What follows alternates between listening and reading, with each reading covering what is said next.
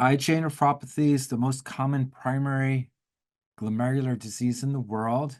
It's identified usually by happenstance that patients are in a clinic and they're found to have some blood and protein in a urine test.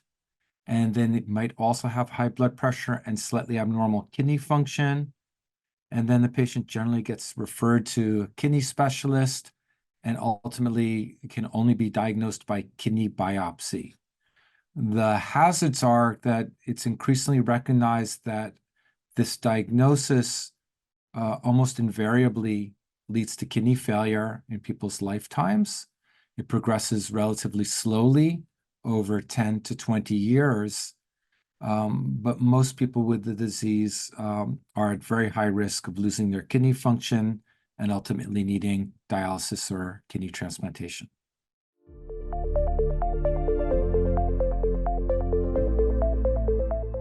The big challenges are, as I already suggested, trying to identify patients early. In other parts of the world, such as in Japan, there's a higher prevalence of the disease, and they routinely test every child and every adult's urine every year to see if they've got subtle changes and further evaluate them, and we don't do that in the United States. So one challenge is to try to identify patients early when the disease is most likely to be treated successfully. And then we only recently better understood the natural history of the disease and got more buy-in from nephrologists to understand it's a serious disease and needs attention and needs therapy. And finally, one of the limitations is that our therapies have not been highly effective. We treat the disease like all other chronic kidney disease in trying to get a good diet and exercise, good blood pressure control, and trying to use medications which interfere with angiotensin II in terms of limiting proteinuria and slowing progression. And we really haven't had disease-specific interventions. This was made more complicated by the fact that we do recognize that there's inflammation in the kidney and that there's immune activation. And we've used general immunosuppressants over the last 30, even 40 years with very variable degrees of success and invariable side effects and risks of complications from the immunosuppression.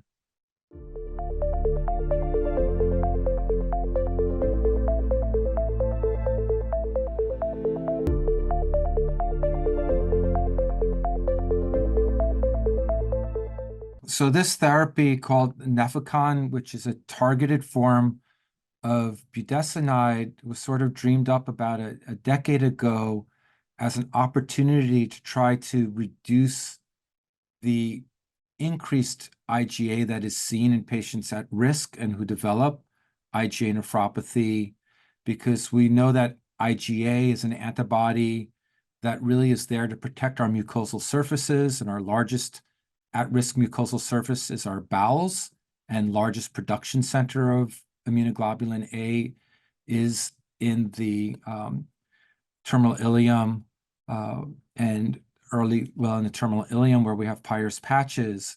So the idea was to sort of target that area specifically with a corticosteroid, which in turn does not get absorbed into the body well, or in the case of budesonide, it gets absorbed, but it gets very strongly degraded by the liver upon absorption, so that the systemic side effects of steroids should be very limited, but the local effect on the bowel should be to suppress IgA production. And in IgA nephropathy, it's a galactose-deficient form of IgA that is associated with the disease and subsequent development of anti-IgA antibodies, which form immune complexes, which then can deposit in the kidney and initiate the kidney inflammation and injury. So the drug was designed to work in the bowel to reduce IgA production with the hopes that that would ultimately stop the inflammation in the kidney.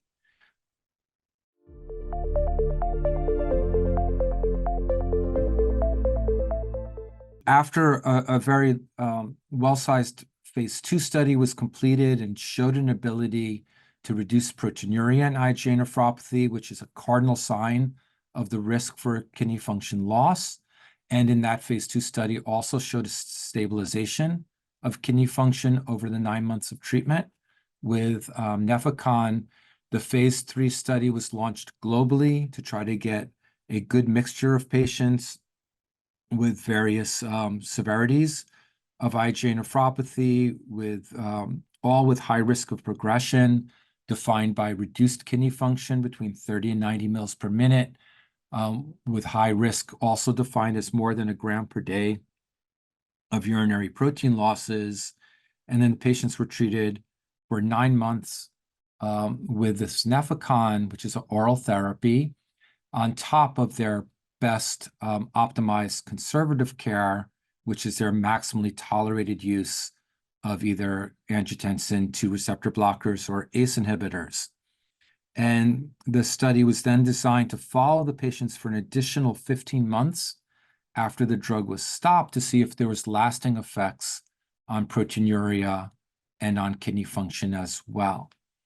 And again, as is reported, more than 350 patients participated in the study. These were very typical, well-representative population of IgA nephropathy patients with reduced kidney function, significant proteinuria, averaging more than 2 grams per day, representative of Europe, the US, and Asia, men and women.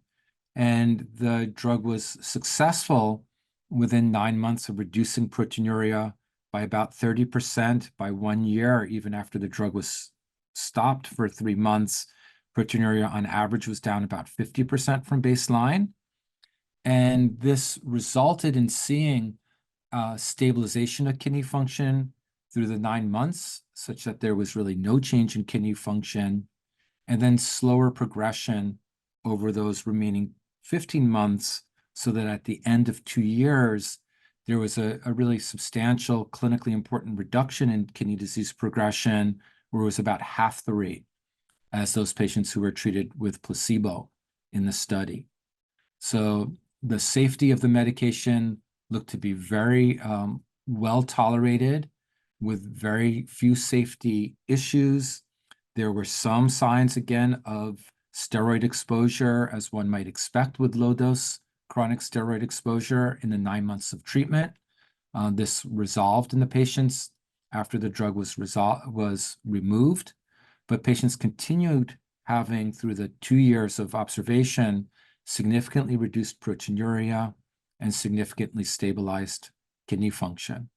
And again, as you suggested, this led the FDA to review the data, both in terms of early approval at the 9-month time point, where again, there was evidence of clinically important reductions in proteinuria in a well-tolerated fashion. And now, with the 2-year data, the FDA was again able to give full approval for patients at risk of progression with IgA nephropathy.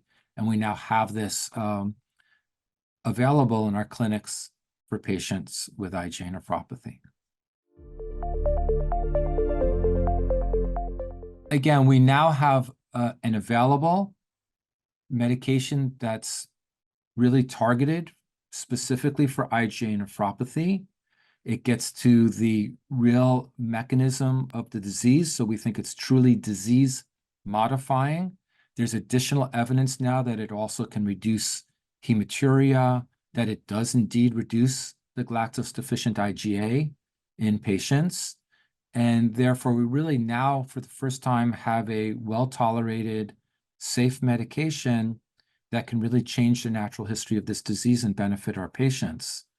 And so it really is a very, very attractive alternate to systemic immunosuppression, and again, a much better choice than no therapy for the vast majority of our patients.